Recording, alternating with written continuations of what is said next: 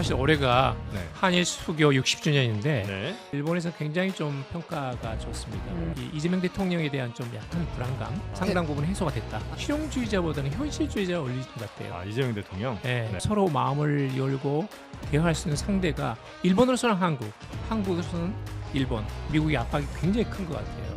근데 상당히 이제 피부로 느끼는 그런 압박이 굉장히 강한 것 같고 우리는 여기서 그쳐서는 안 됩니다. 예를 들면 희망인데 10월 30일 날 열리는 경주에서 열리는 아이픽 정상회담에서 네.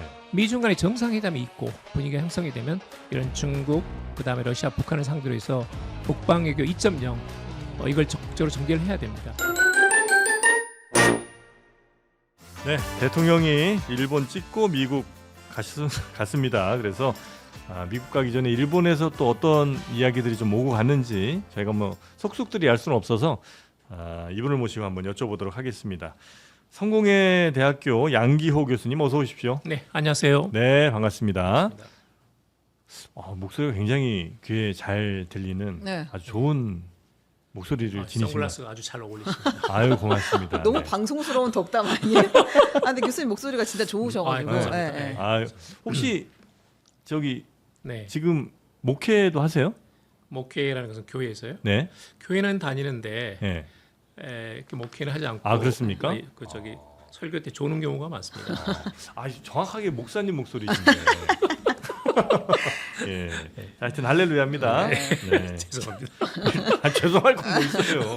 목소리 너무 좋으시는데. 자, 일단 대통령이 미국에 가기 전에 일본을 먼저 가서 정상회담 한 게 이게 되게 좀 이례적이다. 이런 얘기가 좀 나오고 있는 거잖아요.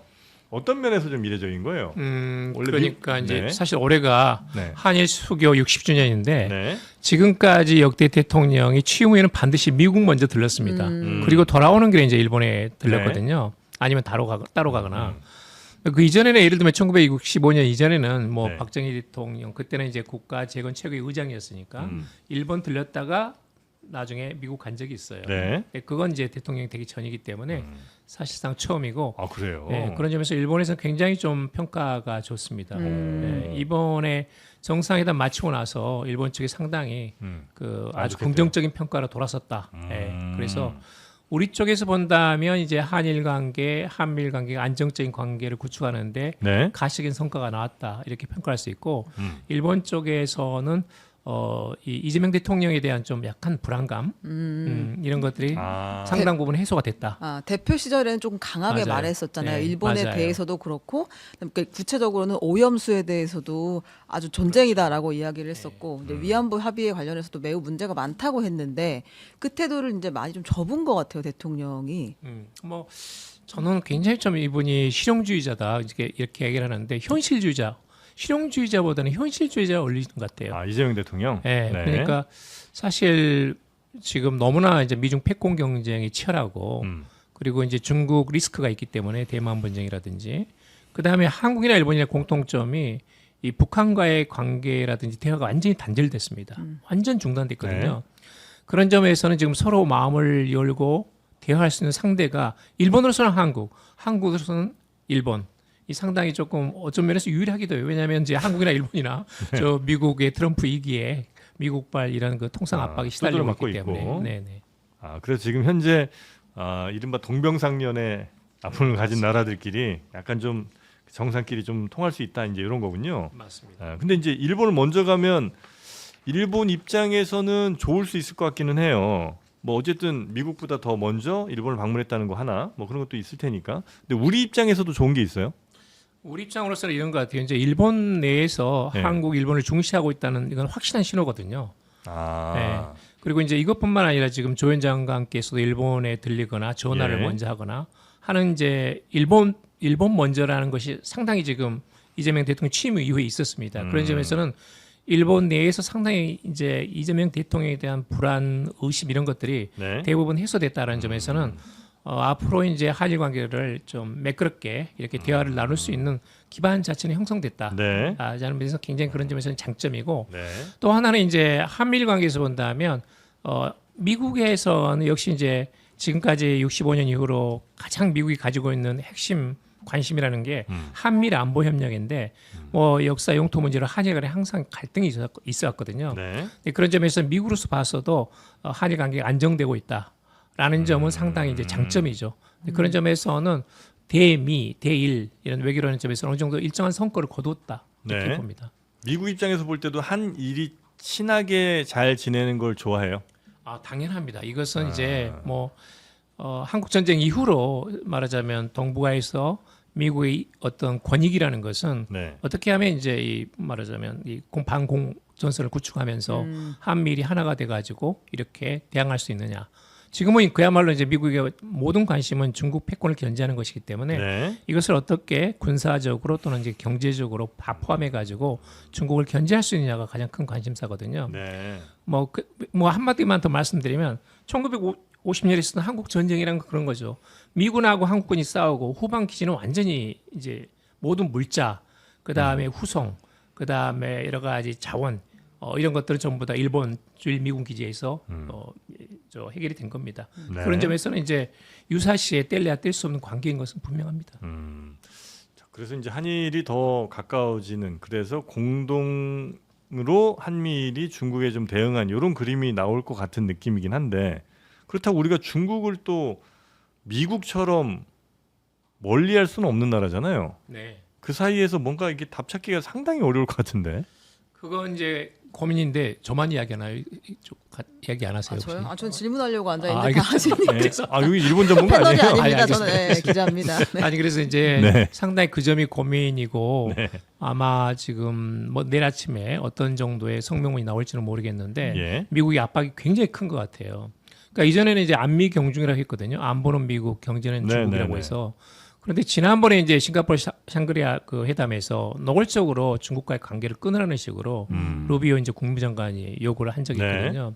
근데 상당히 이제 피부로 느끼는 그런 압박이 굉장히 강한 것 같고 그다음에 이제 대통령께서 이번에 가시는 도중에 1호기 대통령 전용기에서 기자회견을 했는데 제가 느끼는 감각으로 상당히 프레셔가 큰 것 같아요. 본인 느끼는 프레셔가 굉장히 크고 미국으로부터. 미국에서 예. 오는 그러다 보니까 이제 뭐 조현 장관도 그냥 직항편도 못 간 채로 득달같이 달려갔고 네. 그다음에 이제 그 강 실장도 네. 뭐 비서실장도 지금 달려간 상태거든요. 그런 점이 상당히 압박을 느끼고 있는데 우리로서는 안 되죠. 우리는 여기서 그쳐서는 안 됩니다. 그래서 저는 어떻게 생각하냐면 예를 들면 희망인데 이 10월 30일 날 열리는 경주에서 열리는 아이펙 정상회담에서 네. 미중 간의 정상회담이 있고 뭐 더 가능하면 더 나아가지고 북미 회담이 판문점이 있다든지 하는 것들이 극적으로 바뀌면서 근데 그 가능성은 저는 제로는 아니라고 봅니다. 네. 지금 우크라이나 전쟁이 좀 불투명해졌지만 종전 흐름은 있거든요. 네. 근데 그 흐름을 잘 타면 다음은 이제 북미 대화이기 때문에 근데 그런 점에서는 그런 어떤 트렌드가 형성이 되면 분위기가 형성이 되면 우리가 본격적으로 이런 중국 그다음에 러시아 북한을 상대로 해서 북방 외교 2.0 이걸 적극적으로 전개를 해야 됩니다. 지금은 이제 경제적으로는 안보적으로 미국이 완전히 우전하는 시대는 끝났어요. 네. 예, 그러면 대체제를 찾아야 되는데 그것은 중국 없이는 상상할 수 없습니다. 예, 그건 경제적으로도 마찬가지고 예, 그런 점에서는 우리 나름대로 그게 실용력이 아닙니까? 적을 만들지 않고 국익에 이바지할 수 있는 외교라면 어떤 것을 추구하는 것. 네. 그게 뭐 대통령이 말씀하시는 거니까요. 네, 당연히 그게- 그렇게 돼야죠. 그게 되면 너무 좋고 그렇게 네. 하는 게 사실은 뭐 답이겠죠. 그래서 중국에도 이렇게 잘 좋은 관계 지내고 또 경제적으로 많이 활발하게 하고 미국과는 또 안보 튼튼하게 하고 역시 경제적으로 또 수출 늘리고 너무 좋은데 지금 선택을 약간 강요받는 상황이잖아요. 근데 이제 그런 점에서는 상당히 이제 우리가 레버리지를 이번에 보여준 게 네. 지금 오원식 국회의장께서 전승절 예. 기념식에 참석하거나 아니면 이제 지금 같은 시기에 대중 특사단을 보내는 거거든요. 네. 근데 그런 점에서는 미국의 일방적인 요구에 대해서 우리는 굴하지는 않겠다라는 것을 좀 가시적으로 보여주신 것 같아요. 저는 그건 필요하다고 봅니다. 아. 왜냐하면 대한민국은 주권 국가니까 네네. 외교권에 대해서는 주권을 가지고 있기 때문에 그런 부분에 대해서는 명백하게 한국의 입장도 이야기를 하고 그리고 한국의 이런 중국 러시아를 대상으로 한 외교도 해야 됩니다. 제가 이것만 말씀드리면 작년에 한국과 러시아 간 무역량이 130억 달러 넘었어요. 한국 러시아. 그러니까 우크라이나 전쟁이고 러시아 제재가 있긴 하지만 무역은 무역대로 굴러가는 겁니다. 직접 무역인가요? 그렇죠. 뭐 당연합니다. 너무나 당연한 거예요. 그 예. 제재는 안 당하나요, 우리? 그것은 이제 그 자세한 내용은 제가 알 수는 없지만 예. 그 정도의 무역량이 있는 걸로 알고 있습니다. 예. 러시아에 대한 제재는 있겠지만 뭐 제재 말고 제재 네. 걸리지 않는 분야에서 협력은 그러니까 가능하겠죠. 이제 예를 들면 우리나라가 자동차 같은 것도 일부러 네. 그래서 출고되자마자 저 타지키스탄인가 어디 하여튼 저 중앙아시아 쪽으로 한번 보냈다가 러시아로 들어가기도 하고 뭐 그러거든요. 그리고 공장도 많이 정리하고 원래 나온다고 현대차 했었는데, 공장도 지금 예. 1달러 주고 1달러 1루블인가 주고 그냥 저 받고 나온 거 아니에요. 네. 그래서 그거 올 연말인가 11월까지인가 다시 되찾지 않으면 그냥 그 공장은 러시아가 먹는 겁니다, 이제. 예. 이게 지금 좀 지금 한미 간의 원자력 협정 개정 문제가 이번에 나올 가능성이 예, 있거든요. 예. 그래서 아마 논의가 될 것 같은데 원자력 협정을 개정하는 것은 우리가 이제 농축우라늄을 확보해 가지고 핵무장론으로 갈 수는 없죠. 네. 그렇지만 핵을 일본처럼 언제든지 만들 수 있는 농축우라늄을 생산하고 보관하겠다는 거거든요. 네. 그런데 미국하고 영국이 러시아에서 농축우라늄을 전부 구입하고 있어요. 네. 상당 부분 구입합니다. 그러니까 그것은 러시아 제재라는 것이 있지만 농축우라늄을 러시아도 파는 것이고 네. 핵무기를 만들 수 있는 그다음에 그것을 영국하고 미국도 사는 겁니다. 그러니까 그 주권 국가 얘기라는 것은 당연히 다방면에 걸쳐 가지고 국익을 추구해야죠. 너무 당연한 겁니다. 네. 이제 걱정하는 건 그런 거잖아요. 그러니까 미국이 지금 현재 우리에게 내미는 여러 조건들이 미국의 말을 듣지 않았을 때 당연히 이제 우린 주권국가니까 우리 마음대로 할 수 있는 건데 미국의 얘기를 안 들어? 오케이 그러면 더 가혹한 조건으로 우리를 몰아붙일 거 아니에요.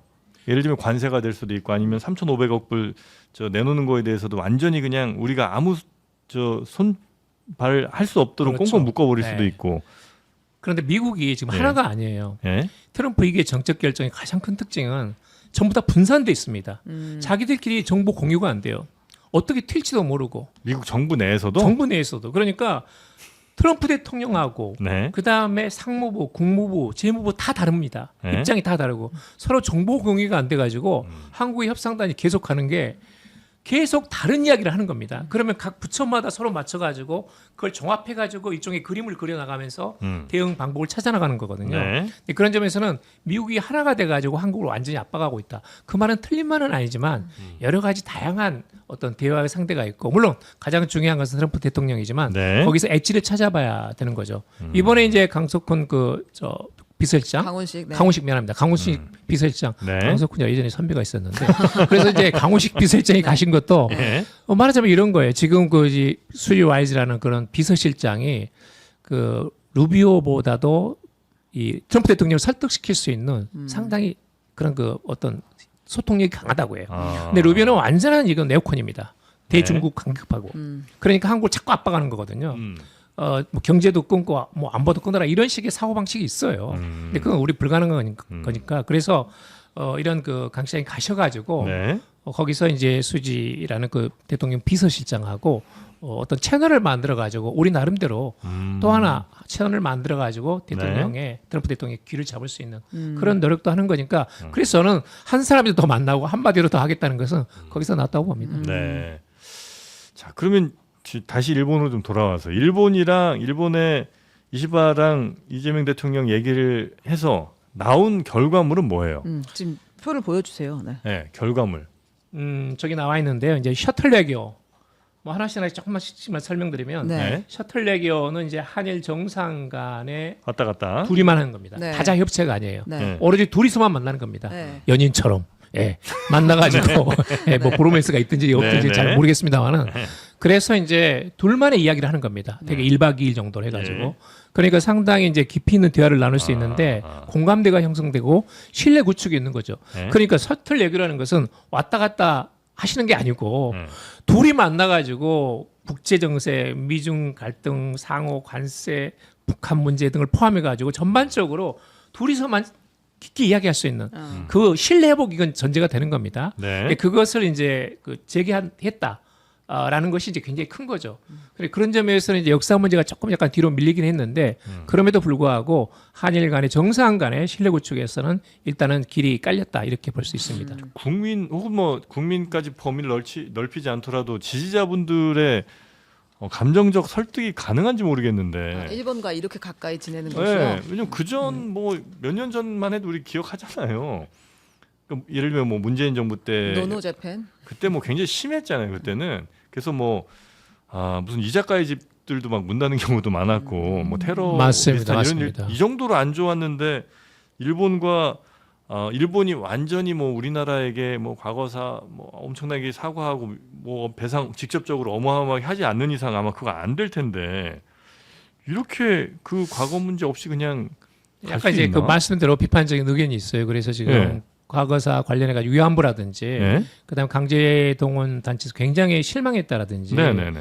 이것은 안 된다는 식으로 지금 많은 비판 성명이 나왔거든요.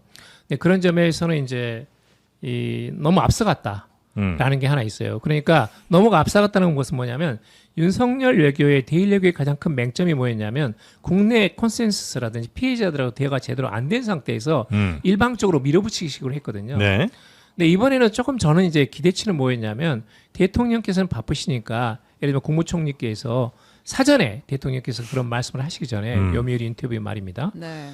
미리 좀 이 피해자 단체하고 피해자하고 직접 만나셔가지고 지금 너무나 국제 정세가 엄중하고 힘들다. 그래서 이런 부분을 좀 양해해달라 하는 좀 약간 오찬이라든지 만찬이 있었으면 하는 그런 기대치가 있었어요. 근데 그게 좀 없다는 게 아쉽고 그 다음에 이제 일본이 너무 잘해주면 안 됩니다. 네. 초반부터.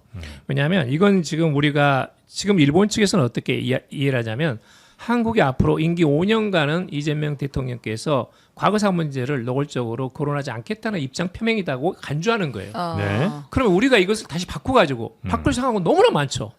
일본의 역사, 왜곡, 망언, 독도 영토 문제 등등해서 그러면 우리가 이 부분에 대해서 다시 또 엄격하게 이야기를 하면 일본 측은 왜 또 다시 한국 정부가 입장을 바꿨느냐 이렇게 오해를 하는 거예요. 네. 그래서 항상 말이 일본하고는 절대 너무 잘해주지 마라. 그래서 애 버리는 건 아닌데 좀 그건 좀 실례되는 말이니까 그렇지만 좋은 관계를 유지하려면 역시 약간의 긴장감이 밀당이 있는 있어야 상태에서 밀당하고 그다음에 우리 측 의견도 많이 반영시키고 하는 게 있어야 됩니다. 그런데 이번에는 이제 대통령께서 너무나 이제 한미 관계도 엄중하고 예. 그다음에 국제 정세가 너무 엄중하다 보니까 네. 이 전체적인 방향은 미래지향적으로 간다. 그리고 이제 한일 관계의 선순환이 한미일 관계의 선순환을 가져올 수 있도록 이거 본인께서 직접 말씀한 겁니다. 그래서 이런 부분에 대해서는 제가 보기에는 방향 전환은 완전히 있었던 것 같아요. 물론 이제 그 안에 청와대 내에서 어떤 그런 뭐 역학이라든지 소통이 어떻게 진행됐는지는 모르겠습니다만은 근데 그런 부분이 분명히 있었고 다만 역시 약간 조금 그런 부분이 부족했다는 것은 사실이고 그래서 좀 아쉬움을 느끼고 있고 네. 약간의 이제 반대가 있는 것도 사실입니다. 대통령은 일단은 네. 시간이 더 필요하다. 과거사 영토 문제 성과 낼 수 있다. 시간을 더 주면 이런 이야기를 오늘 기내 인터뷰에서 하기도 했죠. 맞습니다. 예. 그래서 저는 대통령 생각은 그러신 것 같아요. 지금 먼저 양국 간의 갈등상을 이야기해봤자 의미가 없지 않느냐. 일단은 신뢰 구축을 하고 일본 국민이나 자민당으로부터 안심감을 주고 나서 네. 서로 대화를 할 수 있는 테이블만 만들어 놓으면 나중에 역사 문제 현안들 하나하나 해결해 나갈 수 있도록 그런 그 환경 만들기를 하면 되지 않느냐. 그 문제는 하나씩 풀어 나가자 이렇게 생각하시는 것 같아요. 네. 자 그리고 성과 중에 뭐 워킹홀리데이는 뭐 이건 이제 뭐 실무선에서 잘하면 될 것 같고 이거 뭐 아주 중요한 이슈는 아니죠 근데 워킹홀리데이. 이걸 제일 반가워하더라고요. 또 일본에 있는 그래요? 사람들은. 예. 왜? 일본에 있는 누구요? 아, 그러니까 이제 젊은이들이 한국 한국에 젊은이? 아니 일본에 일본 있는 젊은이들? 일본 젊은이들이 이걸 되게 아. 많이 요구한대요. 한국에서 일할 기회, 뭐 어. 한국에 올 기회 이런 것들 요구해서 그러니까 현실적으로는 좀 피부에 와닿는 뭐 그런 아, 협상 결과라는 그래요? 이야기들을 하더라고요. 그러니까 20대, 30대 지금 이제 한일 상호간의 호감도가 제일 높거든요. 네. 20대, 30대가. 그런데 이제 그 20대, 30대를 향한 어떤 조금 이게 아이템일 수 있어요. 그러니까 이제 이거 사실은 우리가 필요합니다. 왜냐하면 한국에서 일본으로 가는 워킹홀리데이 신청자가 많아요. 대학생들. 이건 1년 동안 있을 수 있어요. 네. 근데 비자는 한 번밖에 안 나옵니다. 한 번밖에. 그 평생에 한 번 나오는 거예요. 20대 때. 그 나이도 20, 제한이 있구나. 제한이 있습니다. 20몇 세인가 30세 초반으로 돼 있어요. 근데 그걸 이제 2번으로 늘리겠다는 건데 네. 이것은 이제 우리가 지금 취업 시장이 취업률이 그렇게 높지 않고 일본은 아직까지는 취업 시장이 풍부하거든요. 마켓 자체가 크다 보니까 그러다 보니까 이제 일본에서 워킹홀리데이 한 번만 하는 게 아니라 학기 중에 한 번 더 가고 하는 신청자가 있어요. 그래서 우리는 좋은 거고 네. 일본 학생들은 지금 한국에 엄청 오고 싶어해요. 네, 어. 그렇대요. 그리고 이제 기여하려는 학생들도 많고 우리나라로. 우리나라로 그리고 대학에 완전히. 한국 관련 과들이 신설되고 있다고. 네. 하더라고요, 지금. 아유, 예, 웰컴. 그리고 뭐 네. 한국 외대 같은 데서는 네. 40명 수강생이 있으면 한 15명 이상이 일본 학생이야. 진짜요. 예, 교환 학생 아니면 아예 그냥 한국에 가서 대학을 다니는 거예요. 아유, 그래. 근데 이제 이거는 뭐냐면 우리가 일본 가면 취업할 가능성이 높은데 네. 기회가 많은데 일본 학생들이 그러니까 일본 학생들 포함해서 화이트 칼라 잡이 많지 않아요. 우리도 경쟁이 치열하기 때문에 외국인들의 화이트 칼라, 블루 칼라는 많습니다. 블루 칼라는 노동 시장이 풍부하니까 한국도. 그런데 화이트 칼라는 노동 시장이 굉장히 제한돼 있기 때문에 일본 학생들이 한국에 아주 취업할 거리가 마땅치 않아요. 그건 이제 중국 학생도 마찬가지고. 그래서 유학생들의 한국 취업에 대해서는 조금 우리도 네. 고민을 많이 해봐야 돼요. 이건 좀 도와줘야 됩니다. 일본 사람들이 여기서 취업하고 정착할 수 있는 그렇죠. 네. 하여튼 그런 것들도 이제 뭐 워킹 홀리데이 확대 이런 네. 것도 이건 이제 20, 30대들한테 아주 피부에 와닿는 그런 성과였던 것 같고요. 네. 네. 수소 AI 등 미래 산업 분야에서 협력 확대. 요거는 수소 같은 경우는 우리나라랑 일본이 워낙 뭐 전 세계에서 제일 잘한 나라긴 하니까. 네, 그거랑 AI를 근데 어떻게 협력을 저도 하나? 이제 뭐 그 부분은 전문이 아니라서 모르지만 네. 인공지능은 사실 일본이 굉장히 앞서 있어요. 예.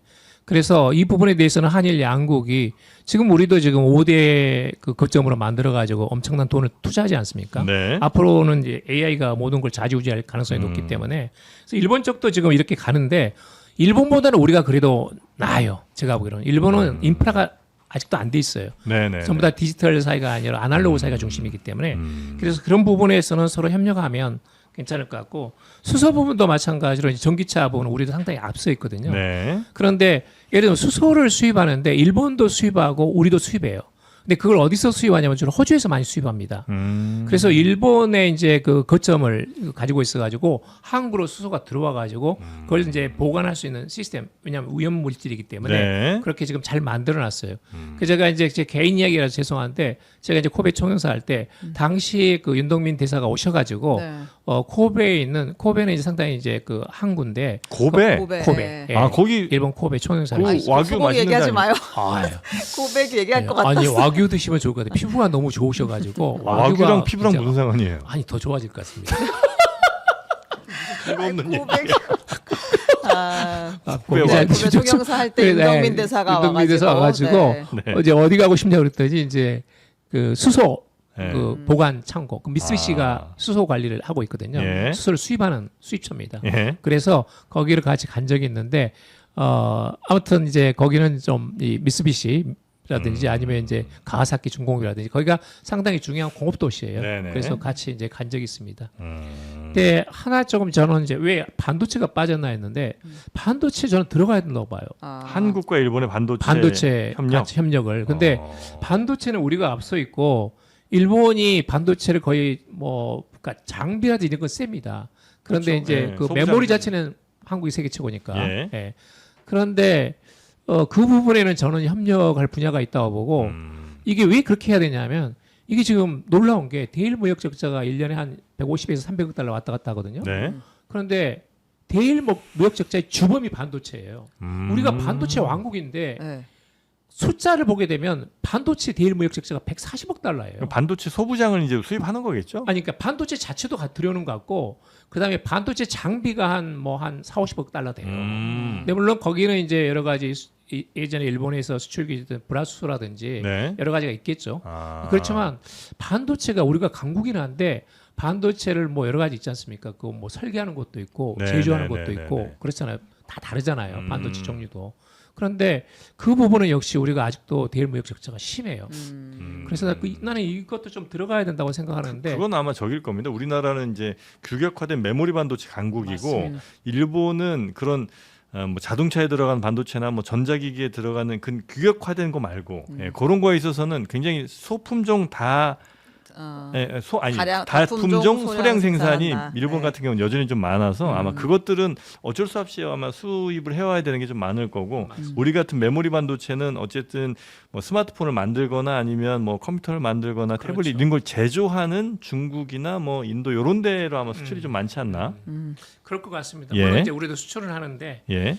그래서 그런 부분에 대해서는 조금 더 적극적으로 협력할 것은 협력해야 된다고 음. 생각해요. 네네네. 역시 협력의 성과는 경제입니다. 지금 우리 약간 국민들 반도체는 피부로 일본이 대만이랑 그다음 미국이랑 좀 이게 끈을 강하게 가려고 하는 것 같더라고요. 맞습니다. 우리가 약간 좀 소외되는 느낌이 살짝 있습니다.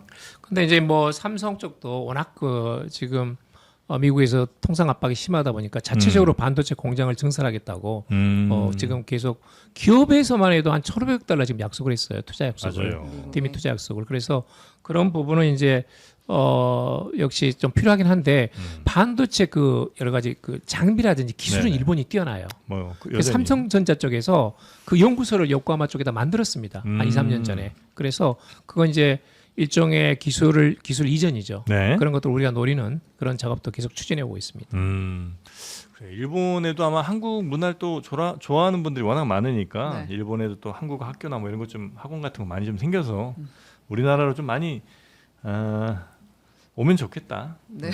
그렇죠. 갑자기 이거 반도체 얘기하다가 일본에 학교를 만들라고요? 네, K-뷰티, 네. 뭐 K-푸드 다 유명하죠. 네. K-컬처. 일본 또 많이 교류를 확대해야죠. 예. 네. 근데 그렇게 대통령이 일본 이시바 총리 만나서 이런 이제 성과들을 좀 냈고 앞으로 아마 한일 관계가 이전보다는 조금 더 전형적으로 좀 좋아질 가능성이 좀 높아 보인다. 네. 맞습니다. 카레 드셨죠? 네. 닭갈비가 아니라 안동 찜닭하고 안동 안동 드셨고. 소주하고 이시바식 카레 하고 도토리온 맥주가 나왔다고 하는데 도토리온 맥주. 네, 그걸 이제 다 한꺼번에 드신 것 같습니다. 한 끼에 급하게 드시느라고. 하여튼 뭐 앞으로 우리 정부도 해결해야 될 문제가 좀 있긴 한데 국민의 어떤 그 정서, 감정 이런 것들은 또 이재명 대통령께서 잘 또 감당하고 해결해야 돼. 또. 맞습니다. 네. 항상 이제 대일 관계는 이제 국내가 있거든요. 네. 국내 피해자가 있고 그분들이 살아계시니까 네. 그런 부분을 항상 의식해 가면서 속도라든지 내용을 조절해야 됩니다. 네, 알겠습니다. 예전에는 일본이 참 휴대폰도 잘 만들고 많이 잘했었는데 그죠? 네. 근데 이제 첨단 전자기기에서는 다뭐 인터넷 분야에서도 영 우리한테는 안 되는 것 같고 정수기도 우리가 훨씬 잘 만들죠 아마. 네, 그런 것 같습니다. 네. 냉장고도 그런 것 같고요. 그렇습니다. 네. 그래서 그런 것들을 이제 사실 때 여기저기 비교를 좀 해보실 텐데요. 비교할 때는 비교원이면 뭐 충분한 것 같더라고요. 예, 그렇습니다. 비교할 때가 너무 많으면 그것도 복잡하니까 예전에 전자제품 살 때는 그 다나와 뭐 이런 데서 다 나와. 진짜 오랜만이네요. 다나와 다 나와. 예, 거기서 많이 봤는데 네. 이제는 그럴 필요가 없이 네, 용산 네. 가지 마십시오, 여러분. 그렇습니다. 네. 비교원에 들어가셔서 인터넷 개통, 휴대폰 개통, 정수기 렌탈, 냉장고, 뭐 식기세척기 다 있습니다. 네, 그런 교수님 길을 잃으셨어요. 아니 코끼리 밥솥. 코끼리밥솥. 아니 진짜 그거 사오는 사람 없어요. 아니 누가 없죠. 아니, 밥솥은 쿠쿠 쿠지 아닙니까? 그렇죠. 쿠. 아니, 네. 쿠쿠 갑자기 특정 제품을 괜찮아요. 저희 상관없습니다. 괜찮아요. 네. 좋습니다. 옛날에 그 진짜 코끼리 밥솥 일본에서 그 웬 말이야. 코끼리밥솥하고 네. 그 보온 도시락은 뭐였죠?